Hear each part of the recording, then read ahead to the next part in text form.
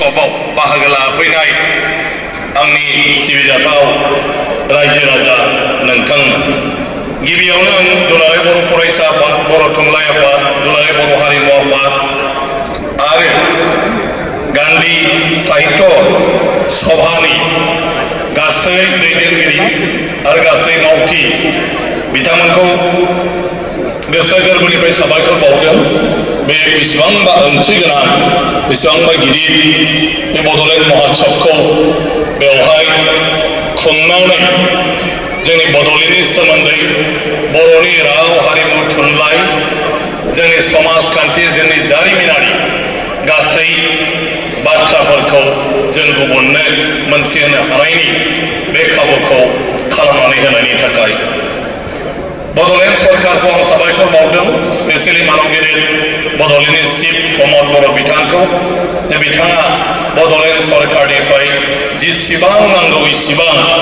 बे महोत्सवखौ जाफुंहोनायाव गासिबो बिथिंनिफ्रायनो सहाय खालामनानै होनायनि थाखाय मदद खालामनानै होनायनि थाखाय दिनै बेवहाय जि मोनसे हाबाफारि लादों जोंनि बड'लेण्डखौ माबोरैहाय जोङो गोजोन गोथां जेरैबो जोंब्लाव माब्लाव जों माबोरै दानो हायो जोंनि टुरिजम आरो कालचार बे बिथिंनि गेजेरजों बियो बयनिख्रुइबो आथिखालाव मोनसे गोनांथार बाथ्रा आरो बेखौ नागारनानै जोङो जोंनि इयुनखौ जों गोरलैयै दस्राथिंजाय जेबो जों नुहुरनो हाया आथिखालनि मुलुगाव टुरिजम इन्डास्ट्रियानो बयनिख्रुइबो देरसिन इन्डास्ट्रि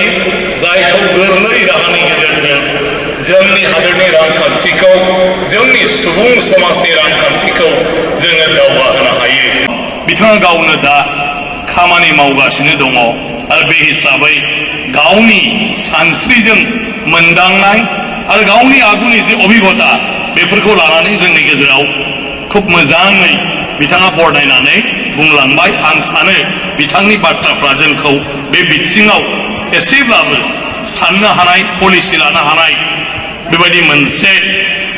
जोंनो गोहो होगोन बा लामा होगोन टुरिजम होननानै बुङोब्ला जों फार्स्टआव जों गावनो मोनथिनांगोन जे जोंहा बड'लेण्डआव बेबायदि मा दं जायनि गेजेरजों जोङो गुबुनफोरखौ जोङो गोसो बोनो हायो बिसोरनो जों फोरमायनानै बिसोरखौ बिथिं बोबोनो हायो बिसोरखौ बेवहाय नायफैहोनो हायो बिसोरखौ बेवहाय फैनानै बेफोरखौ उपभग खालामहोनो हायो बे जोंनि बिबान जोंनि सुजुगफोरखौ मा दं बेखौ जोङो नायगिरनांगोन आरो मोनसेया जाहैबाय मानसिफ्रा मा लुबैयो मा हास्थायो जिउआव माबायदि लुबैयो बिसोरनि बेफोर लुबैनाय हास्थायनायफोरखौ जोङो बड'लेण्डआव बानायनो हायो नामा जायनि थाखाय बिथांमोनहा जोंनि बड'लेण्डआव फैयो जोंनि बड'लेण्डआव बेरायफैयो जों बेखौबो नायनो रोंनांगोन मोननै मोनसेया जोंहा मा दं मोनसेया मानसिया मा लुबैयो बिसोरनि लुबैनाय बायदि आबहावा बिसोरनि लुबैनाय बायदि जोङो जेसेबां सुजुग सुबिदा जों बेफोरखौ बोरै दानानै होनो हायो जोंनि बड'लेण्डआ दिनैनि दिनाव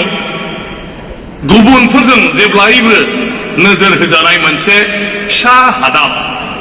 बे बड'लेण्डखौ दिनै भुटान सेरफाङाव थानाय बे फिसा जायगाखौ दिनै भारत हादरनि गासै मानसिफ्रानो मोनथिगौ आरो भारतल' नङा दिनै भारतनि बायहेरायावबो गोबां गुबुन हादरफ्राबो मोनथिगौ बर'नि सोमोन्दै बयहाबो मोनथिनो हाबिलास दं आरो दिनै बेनि जि मोनसे जोंनि हाबाफारि बड'लेण्ड महोत्सव बेनि गेजेरजों जिखिनि बाथ्राफोरखौ आरो दिनै मोनथिनो मोनदों बेखौ लानानैबो बर'नि सोमोन्दै मोनथिनो आरो बयबो नाजागोन बड'लेण्ड सोमोन्दै मोनथिनो बयबो नाजागोन दा बेखौ जों माब्रै खाबु खालामनानै जोंनि बेफोरखौ नायहैनो हानाय मोनथिनो हानाय जों खालामनो बिनि थाखाय जोंनि बड'लेण्ड सरकाराबो बिबान लानांगोन रायजो राजायाबो बिबान लानांगोन टुरिजमनि सेक्टरखौ जों डेभेलप खालामनांगौब्ला जोङो टुरिस्ट फ्रेन्डलि जानो हानांगोन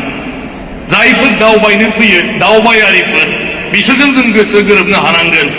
बिसोरखौ जों लोगो बायदि बेबहार खालामनो हानांगोन बिसोरखौ जोङो रैखाथि होनो हानांगोन बेवहाय फैनानै जाहाथे रावनिफ्रायबो गाज्रि बेबहार मोना आरो बिस्रा जाहाथे खुनु जोंनि बे बड'लेण्डआव फैनानै खैदां खैफोद जाया आरो माबाफोर बेफोरबायदि जेंना ओंखारोबा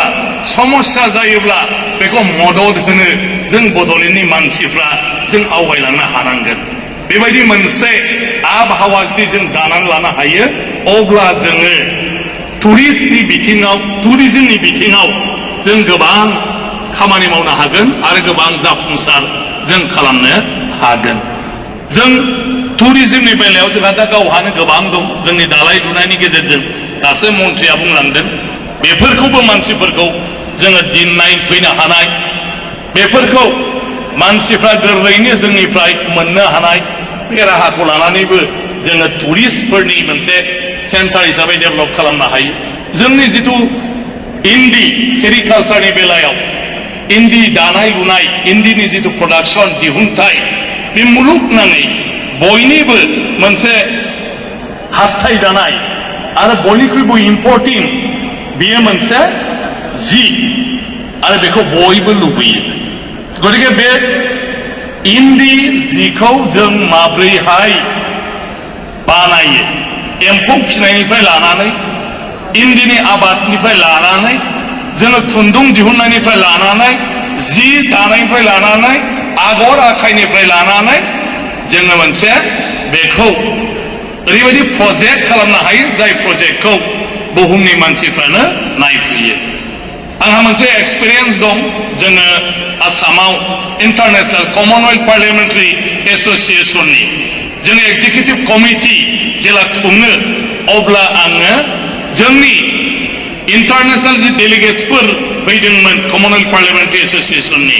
बेखौ बड'लेण्डआव लांदोंमोन उदालगुरियाव आरो तामुलपुराव आरो जेला बेवहाय लाङो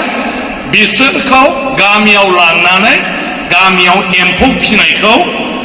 गोरिब न'खरा माहाजोनफ्राथ' एम्फौ फिया गरिबासो फियो आरोखि सबसे गरिब जोंनि गामियावनो लांदोंमोन आरोखि न'आनो गैया आरो बयनावबो नागिरबाय बे गरिब न'खरनावसो एम्फौआ फिसिगासिनो दं आरो माहाजोनफ्रा फिया थानोनो न' गैया उन्दुनो न' गैया बेवहाय थांनानै बिसोरो नुहैबाय बेवहायनो ओंखाम संग्रा बेवहायनो उन्दुग्रा बिसिना आरो बे खनासेयावनो एम्फौआ फिसिगासिनो दङ बेवहाय माखासे एम्फौ गोरलै इन्दि बिलाइ जागासिनो दं माखासे एम्फौआ मोननानै एकदमबारे रिजार्भ लागासिनो दं आरो माखासेया फिथोब थैबाय ओरैबायदि गासिबखौबो दिन्थिनो हादों आरो दिनै बेखौ नुनानै बेखौ लानानै जेब्लायबो बिथांमोना जेरावनो लोगो मोनो बेवहाय बुंबाय थायो आरो बिसोरो बिनि थाखाय थाफैनो नागिरदों बेखौ सोलोंनो नागिरदों गावसिनावबो इन्डिया जागोन नामा बेखौ नायनो नागिरदों देग्लाय कमनवेल्थ पार्लियामेन्टारि एस'सिएशनाव जोंहा क्रिस्ट'फार कालिला होननाया चेयारमेन जाबाय चेयारपारसन बियो आफ्रिकानि जाम्बियानि दा बिथाङा दाख्लै आंनो मोनसे कन्डिसन होदों चेयारमेन जाखानाय लोगो लोगो जे आं आसामाव बे 6 दाननि गेजेरावनो थांथारगोन आरो आंनि थांनाय पारपासा जाहैबाय इन्दि एम्फौ इन्दि जि आरो सासेबाव आफ्रिकानिनो बेबो एमपि आंखौ बिराद गाज्रि मोनलायनानै थाबाय माने गावसोरनो इनभाइटेसन हरैनि थाखाय इनभाइटेसन हराबा बिसोर फैनो मोना हगार हरा ओंखायनो दाख्लै आं बेनोबो खोथा होबावबाय जे बिसोर आफ्रिकानि मानसिफ्रा बिराद माने इन्टारेस्ट होदों दा इन्दिखौ बोरै दिहुनो एम्फौ फिसिनायनिफ्राय लानानै बिसोरो सोलोंफैनो गोसो नायफैनो गोसो आरो आं सानो बे 3-4 दाननि गेजेराव बिथांमोना अलरेडि फैगोन खोथा होदों दा बिनि गेजेरजों आं मानो बुंदों बाथ्राखौ नायदो जोंनि जिथु कालचार हारिमु एम्फौ फिसिनाय इन्दि लुनाय बियो इन्टारनेशनेलि मानसिफोरनि थाखाय बेसेबां इम्पर्टेन्ट बेसेबां गोनांथि गतिके बेखौबो जुदि जोङो मोजाङै खालामनो हायोब्ला बिनि गेजेरजोंबो टुरिजमा जानो हायो बाखि जोंनि मोसानाय मुसुरनाय बेफोरथ' दं कालचाराव जों जुदि गोबां हादोर जुदि जों बेरायो जों नुयो जे बिसोरनाव गावसिनि लकेल कालसारफोरखौ दिन्थिनायनि मा राहा दं दा जोंहा जुदि क'क्राझाराव सानफ्रोमबो इभिनिंआव आं जेरावबो होनबाय थायो जे 1 घन्टा बा 2 घन्टानि जेब्लायबो जुदि कालसार प्रग्राम जायो अब्ला क'क्राझाराव थांनाय मानसिफ्रा बायह्रानि जालायलायनो नाङा डमेस्टिक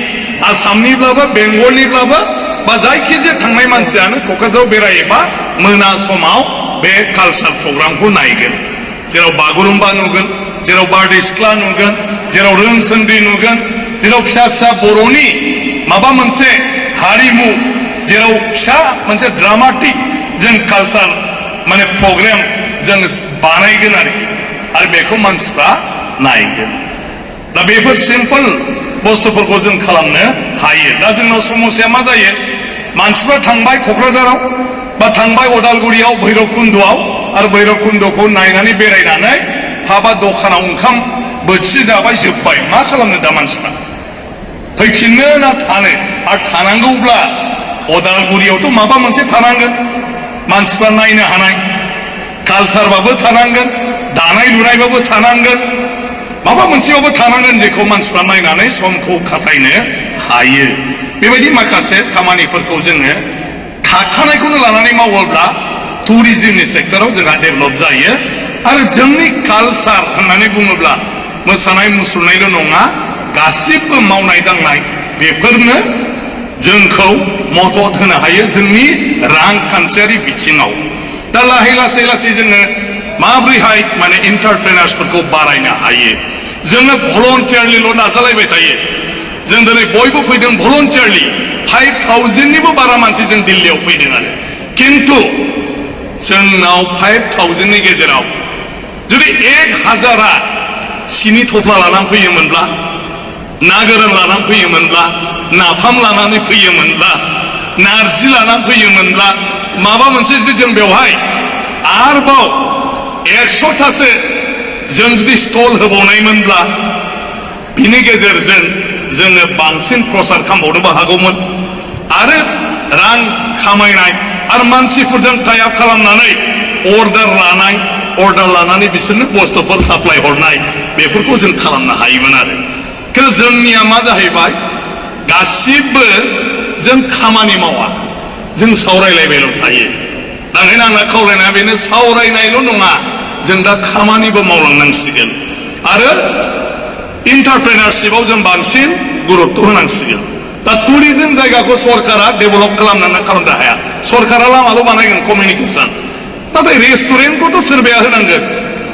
गेस्ट हाउसखौथ' सोरबाया लुनांगोन लजिंखौथ' सोरबा लुनांगोन लजफोरखौ जाहाथे टुरिस्टफ्रा बेवहाय थानो हायो सरकारा बेसेबां गेस्ट हाउस बानायनो सरकारा बेसेबां आइबि बानायनो बेसेबां मानसिफोरखौ जोङो फ्रिलि दोननो फालाय गतिके जों गाव गावनो बेफ्राव बाहागो लानांगोन आरो जोंनि जायगानि मानसिफोरखौ जों बेवहाय बाहागो लाहोनांगोन आरो जोंहा गोबां स्कप दं जेरावखि थाङा आरो दहाय बुंनाय बायदि भुटाना जोंजों नांजाबनानै दं दिनै आं भुटान खाथिनि मानसि तामुलपुरनि मानसि भुटानाव हार्डलि 1,000सोल' मानसि दं जोंनि बर्डाराव 1,000निफ्राय 1,500 जाबावनोसै नङा खोमा हनै दं भुटाननि मानसिफोर जायगानि किन्तु बिसोरनाव खैथा हटेल दं जि हटेलानोखि 3 स्टार 5 स्टार स्टेन्डार्डनि बिसोरनाव बेसेबां रेस्टुरेन्ट दं जाय रेस्टुरेन्टफ्रानोखि बिराद हाइ फाइ किन्तु बेवहाय जों थांनानै बायनानैबो जाहैबाय थायो जों मालाबाबो भुटान बर्डार तामुलपुर साइडथिं मोनसे हटेल लुनो हायो जों रेस्टुरेन्ट बानायनो हायो जों माबा मोनसे टुरिस्टफोर थांनानै बेवहाय कालचार प्रग्राम एन्जय खालामनो हायो जों माहाजोन मानसि दंब्लाबो नाथाय बेखौ रावबो खालामा बर' मानसिया बड'लेण्डनि मानसिया आरोखि खिन्थु भुटाना नाय नों गेलेम्फुआव थां बेयावबो भुटाननि मानसिहा हटेल दं रेस्टुरेन्ट दं बेफार बानिज्य सब खालामदों किन्तु इण्डियानि मानसिफ्रानो बेवहाय थांगासिनो दं आरो बिनि गेजेरजों बिसोरो रेभिनिउ आर्न खालामगासिनो दं दा जोंनि मानसिकता जोंनि सानस्रिया माला सोलायनो हायो जों ओंखायनो जोंबो